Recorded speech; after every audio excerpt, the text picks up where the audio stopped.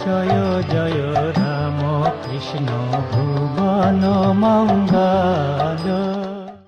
નમસ્કાર દર્શક મિત્રો, જય ઠાકુર।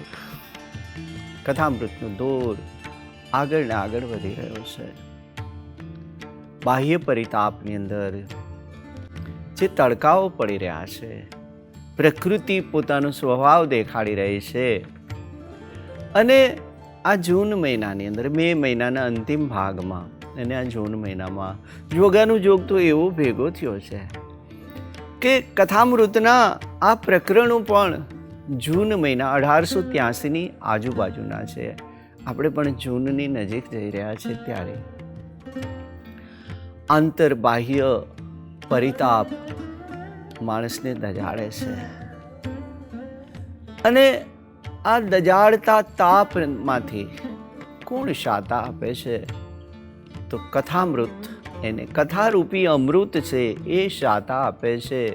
શ્રીમદ ભાગવતના શરૂઆતના એ માંગલિકમાં કહેવાયું છે કે તવ કથામૃતમ તપ્ત જીવનમ।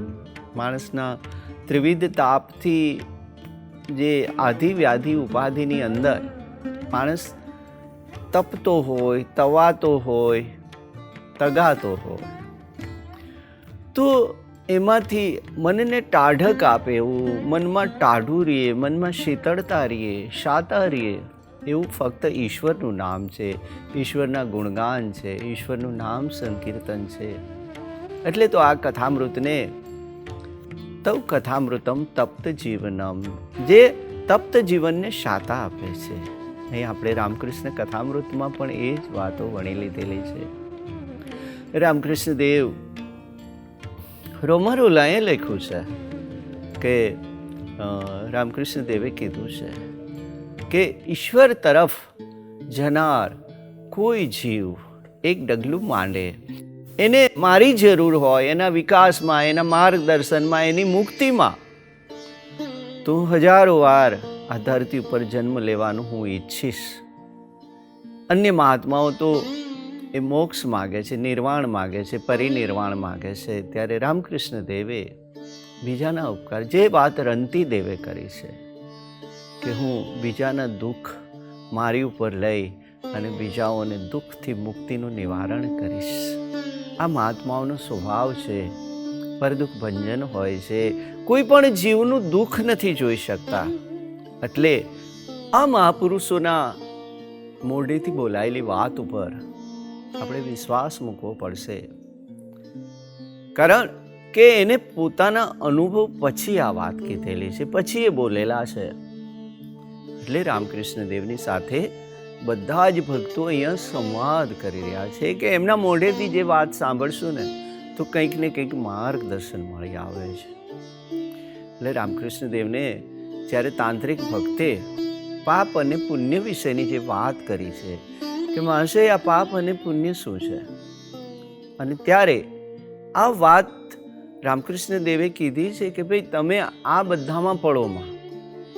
આપણે શું કરીએ છીએ કે કોઈ મહાત્મા મળે, કોઈ મહાપુરુષ મળે ને એટલે પૂછવા ખાતર પ્રશ્નો પૂછતા હોઈએ છીએ, અથવા તો આપણું અલ્પ જ્ઞાનને દેખાડો કરવા માટે। એક પ્રશ્ન હોય છે કે જે નાભીએથી ઉઠે છે, વાસ્તવમાં જિજ્ઞાસુ જે પૂછે છે, મુમુક્ષ જે પૂછે છે મહાત્માઓને, અને બીજું હોઠેથી આવે છે પૂછવા ખાતર, એક વાતચીતનો દોર આગળ વધે એટલા માટે આપણે કરતા હોઈએ છીએ, પણ આવું ના કરાય। એટલે રામકૃષ્ણ દેવે કીધું કે આ વાત મને કેશવચંદ્ર સેને પણ પૂછી, ત્યારે મેં એને જવાબ આપેલું કે આ બધામાં પડોમાં, પછી તમારું આ મંડળ ને આ પ્રાર્થના સમાજ કે બ્રાહ્મ સમાજ એ પછી બહુ રહેશે નહીં, કારણ કે એ ઉચ્ચ ભૂમિકાએ પહોંચ્યા પછી કે જે ઈશ્વરના ઐશ્વર્યની માયાનું સ્વરૂપ છે। આ બધું શું છે? આ બધી આપણે રામકૃષ્ણ દેવ ઘણી વાર કહેતા કે ભાઈ એક કેરી તમારી સામે આવે છે તો તમે કેરીનો આનંદ લ્યો, એ કઈ જાતિનું એ કેરી છે, ક્યાં વાવેલી છે, કોના બગીચામાં ઉગેલી છે, કેટલા ટાઈમે પાકે છે, આ બધું વિચારવા જઈએ ને તો એ કેરીનો આનંદ જતો રહે છે। એટલે સામાન્ય ભક્ત માટે રામકૃષ્ણ દેવે બહુ સ્પષ્ટતા કીધી છે કે તમે માત્ર આતુરતાપૂર્વક ઈશ્વરનું નામ સ્મરણ કરો. આ ચેપ્ટરની અંદર જે અભય વચન આપે છે ને, બહુ સ્પષ્ટ રીતે રામકૃષ્ણ દેવે કીધી છે કે ભાઈ જે કક્ષાઓ હોય છે જીવની, એમાં સામાન્ય જીવ અને પરમહંસના નિયમો જુદા હોય છે. આપણે શું કરીએ છીએ કે ઘણીવાર શિબિરમાં જઈએ, ઘણા બધા પ્રવચનમાં જઈએ, કોઈ મહાત્માને જોઈએ એટલે આપણને એમની જેમ જીવવાની ઈચ્છા થઈ જાય, એમની જેમ મતલબ થોડી નકલમાં બહુ અક્કલ ના હોય. તો રામકૃષ્ણ દેવે એ કીધું છે કે પરમહંસના જે નિયમ છે ને, પરમહંસની તો કક્ષા કેવી હોય છે કે ત્રિગુણથી પર હોય છે, સત્વ, તમસ અને રજથી પર હોય છે. એ ઘડીકમાં બાળક જેવા બની જાય છે. બાળકને જોયો એટલે બાળકની જેમ વાતો કરવા માંડે. અને આ તો ખૂબ જ ઉચ્ચ ભૂમિના આત્મા હોય છે, એટલે એ સંચય પણ નથી કરતા પોતાના માટે. રામકૃષ્ણ દેવના જીવનમાં જોઈએ છે કે એના જીવનમાં ક્યાંય કોઈ સંચય નથી થયો. ઘણીવાર ઘણા પ્રલોભનો આવ્યા છે જીવનની અંદર.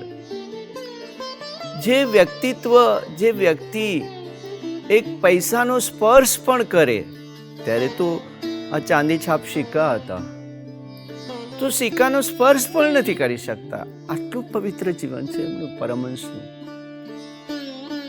રામકૃષ્ણ દેવને જ્યારે પરમહંસ કહેતા ને, તો એ ઘણીવાર એને મજાકમાં પણ લેતા કે ભાઈ હું તો પરમહંસ છું, એટલે નિર્ક્ષેરને હું બેને ઓળખી શકું છું.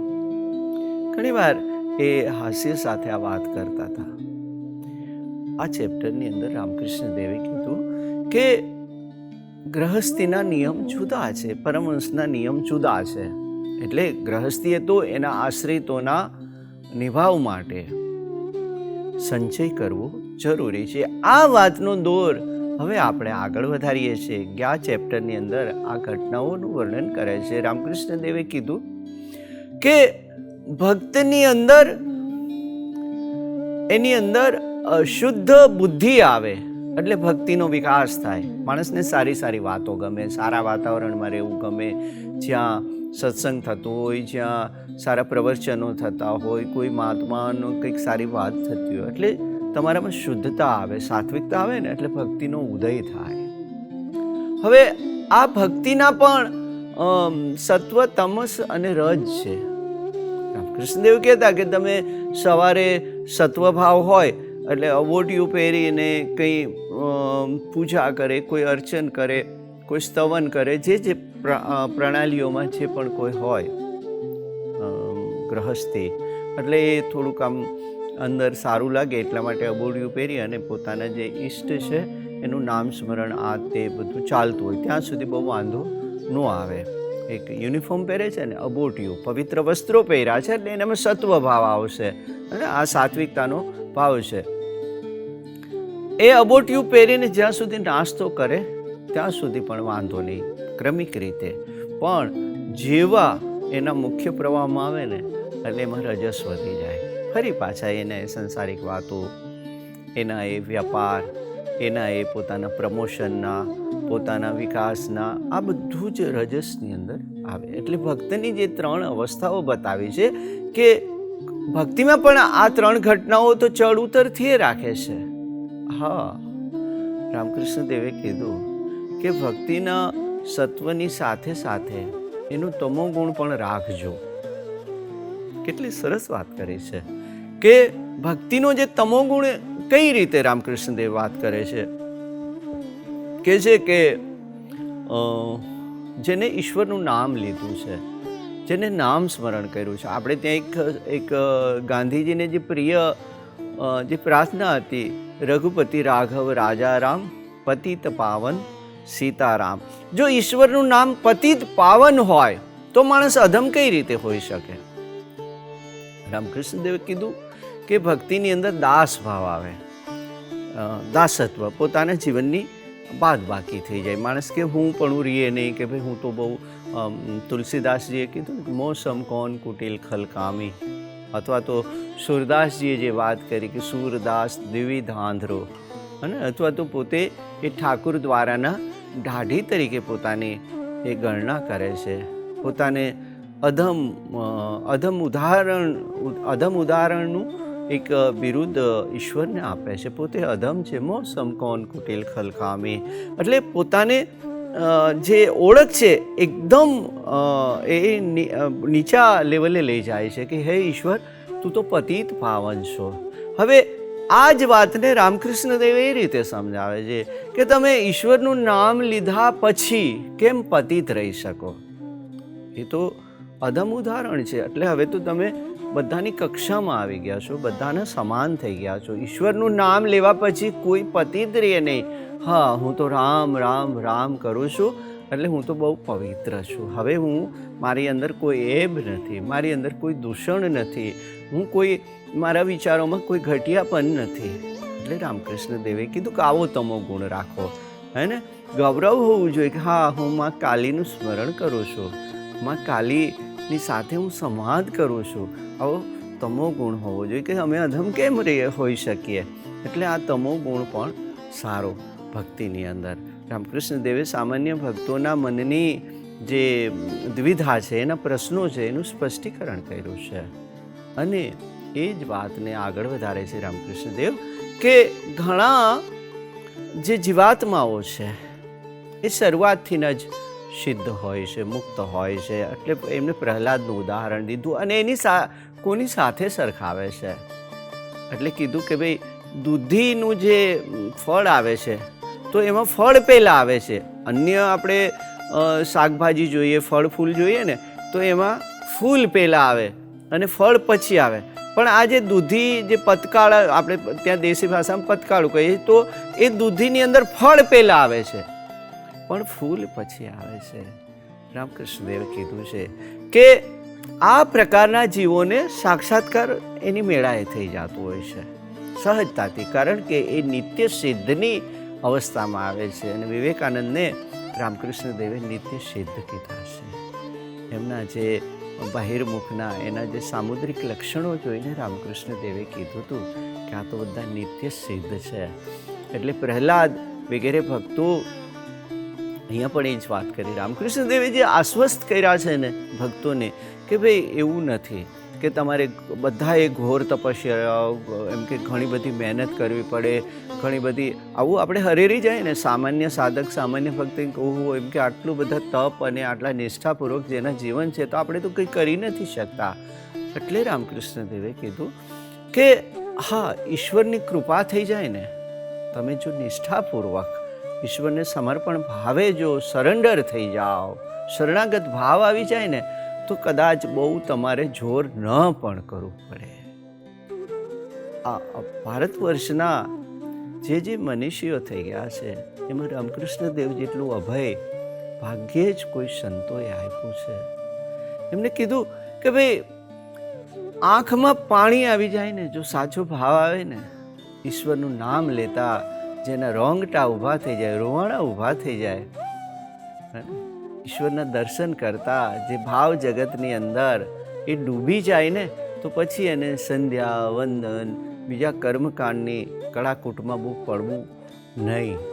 કારણ કે સીધું ડાયરેક્ટ ડાયલિંગ થઈ ગયું છે, ઈશ્વરની સાથેનું તમારું ઇન્ટ્યુશન થઈ ગયું છે. ઈશ્વરને એના ભાવ જગત, અને હંમેશા જો ઈશ્વરની જે રચના જુઓ ને, તો આપણે ત્યાં શ્રીમદ ભાગવતની અંદર જે 24 અવતારોની વાત આવે છે, એમાં 10મો સ્કંદ છે, રામાવતાર છે.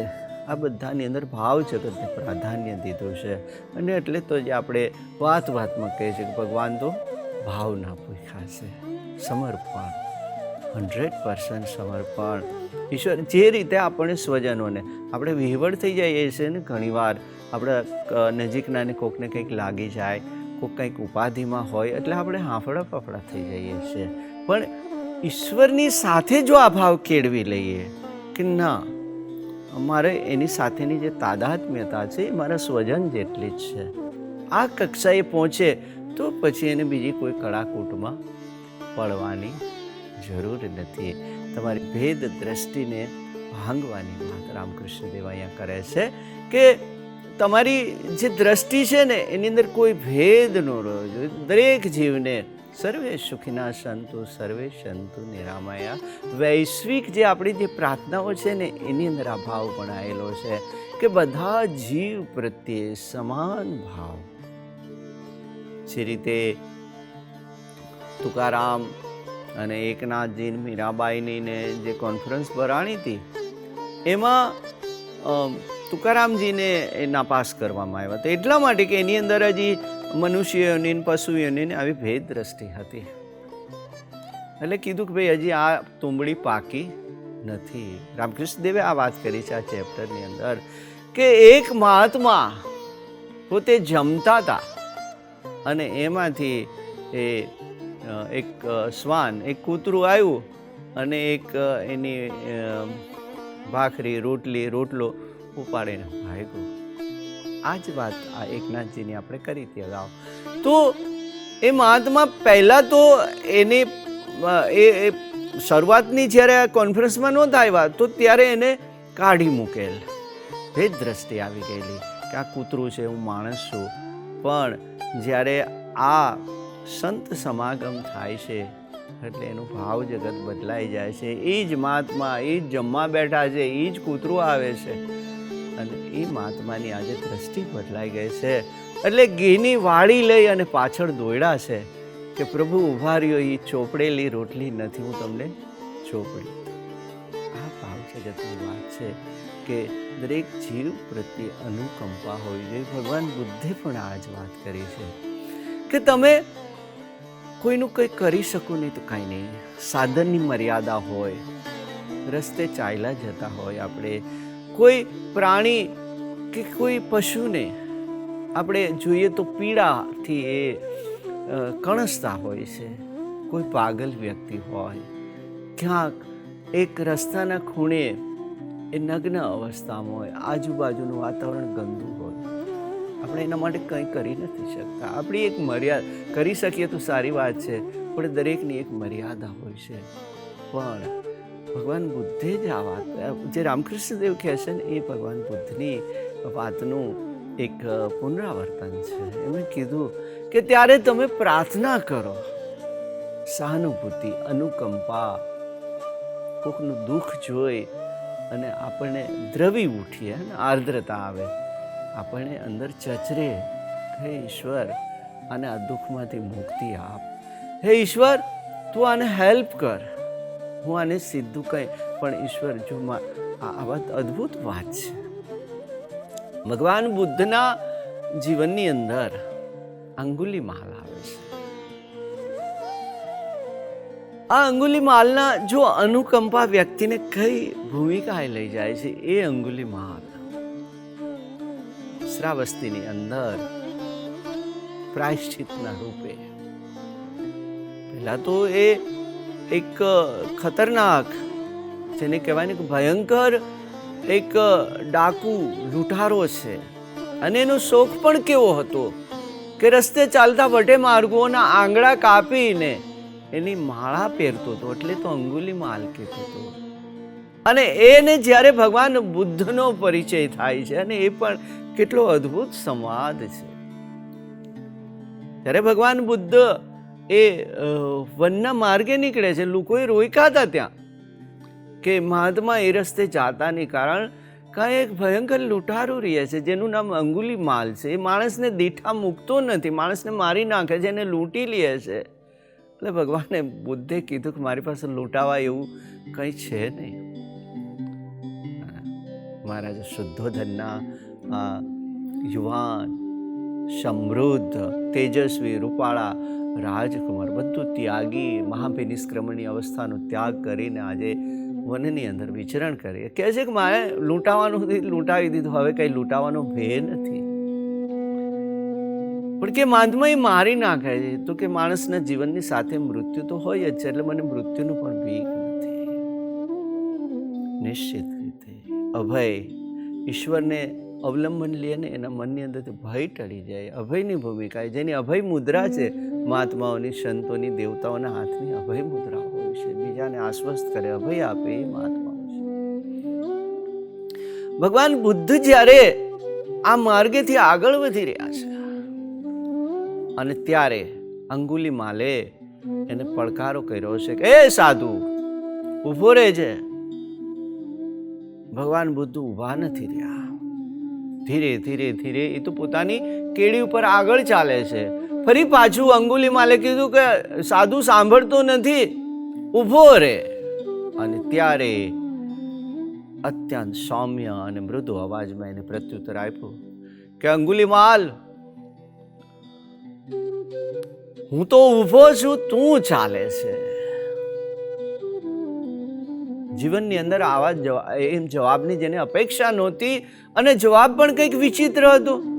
અંગુલીમાલ વિચારે છે કે આ તો સાધુ ગજબનો વાસ્તવમાં તો ચાલે છે અને મને કહે છે કે હું ચાલુ છું ને એ ઊભો છે, કંઈ સમજાણું ને, આ પાગલ જેવો સાધુ લાગે છે. એટલે નજીક આવે છે, એમની આંખોની સામે જોવે છે. આંખોની અંદર કોઈ ભય નથી, કરુણા છે. પહેલી વાર આવી આંખો જોવે છે અંગુલીમાલ. અને મહાત્માને કહે છે કે સાધુ તું કેમ આવું ઊંધું બોલે છે કે હું ચાલુ છું અને તું ઊભો છે?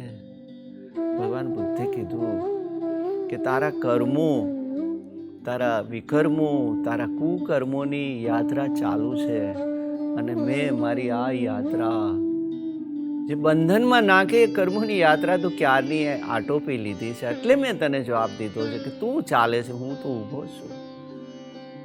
જે ઘટના વાલ્મીકી અને નારદના જીવનમાં બને છે, ઇતિહાસ એનું પુનરાવર્તન કરી રહ્યું છે. અંગુલીમાલને લાગ્યું કે આવું તો ક્યારે મેં સાંભળ્યું નથી અને એ ખળભળી ઉઠ્યા છે. ભગવાન બુદ્ધના પગ પકડી લે કે મહાત્મા મને કંઈક સમજાય એવું કયો, પ્રાયશ્ચિત થાય છે. દરેકના જીવનની અંદર એક સમય આવે છે પ્રાયશ્ચિતનો. અંગુલીમાલે કીધું કે મહાત્મા મને કંઈક સમજાય એવું કહો. અને ધીરે ધીરે ધીરે આ જગતના રહસ્યો ભગવાન બુદ્ધે અંગુલીમાલને બતાવી દીધા. અંગુલીમાલે કીધું કે પ્રભુ બહુ મોડું થઈ ગયું છે મારા માટે, હું આમાંથી તરી શકીશ, આમાંથી બચી શકીશ? તો કે હા, પ્રાયશ્ચિત કર. પ્રાયશ્ચિત શું કરું? કે તે જે નગરીના લોકોને જેને કુઠારઘાત કર્યો છે, જેને રહેસી નાખ્યા છે, એની પાસે જઈ અને તું માફી માગ અને ત્યાં જ જઈને તું ભિક્ષા કર. વાસ્તવના પછીના પ્રસંગોની અંદર જ્યારે કહે છે કે મારા પાપ ક્યારે પૂરા થાય, તો કહે છે કે તારે માથે બાંધેલી કંથા, જે કાળી કંથા છે એ સફેદ બને ત્યારે તારા પ્રાયશ્ચિત પૂરા થાય એમ સમજે.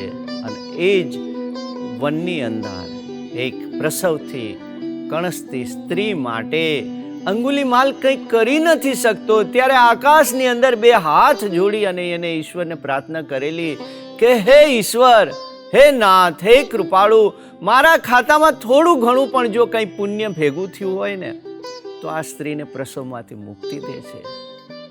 અને ત્યારે કહેવાય છે કે એની કાળી કંથા ધોળી બની ગયેલી.